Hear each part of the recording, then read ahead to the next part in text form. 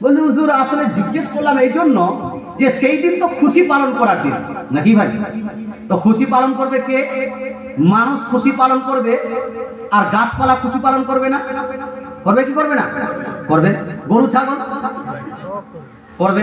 তো গরু ছাগল সেই দিন খুশি পালন করছে, আপনি ওকে জবাই করে দিচ্ছেন, তো জায়েজটা কি করে হবে? কত বুদ্ধি লাগে। হ্যাঁ, তা আমি বললাম তাহলে খাবেন কি? বলছে অন্য কিছু শাকসবজি খাবো। তো শাকসবজি দিদি বলে, আল্লাহ আমি তো আজকে খুশি পালন করছিলাম, আমাকে জবাই করা হলো কেন? তাহলে উত্তরটা কি দিবেন? হ্যাঁ হ্যাঁ হ্যাঁ, বলছে তাহলে সুজি বানিয়ে খাবো। সুজিটা যদি বলে আমি তো আরামে ছিলাম, আগুন দিয়ে আমাকে জাল দিল কেন? খুশি শেষ। মুসলমান খবরদার এইরকম উল্টা পাল্টা লজিক লাগিয়ে গরু জবাই করাটা হারাম করা যাবে? যাবে যাবে যাবে না। উল্টা পাল্টা লজিক দিয়ে অনেকগুলো মানুষ মাজারে যে গরুগুলো জবাই করা হয় সেটাকে হারাম করে দিয়েছে।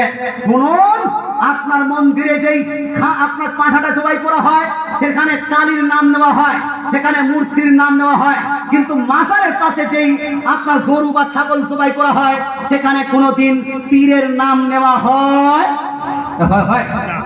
মাজারের পাশে গরু জবাই করলে কি পীরের নাম নেন? আল্লাহ মারে দেন না, এরকম তো করেন না।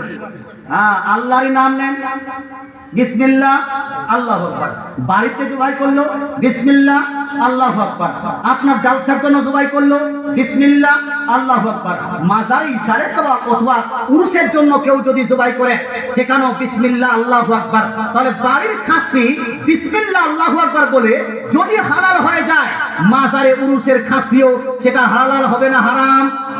কিছু হারাম বলুন না, হালাল না হারাম? হ্যাঁ, আল্লাহ ছাড়া অন্য কারো নামে যদি জবাই করা হয় তাহলে সেটা হারাম হবে। সেটা যদি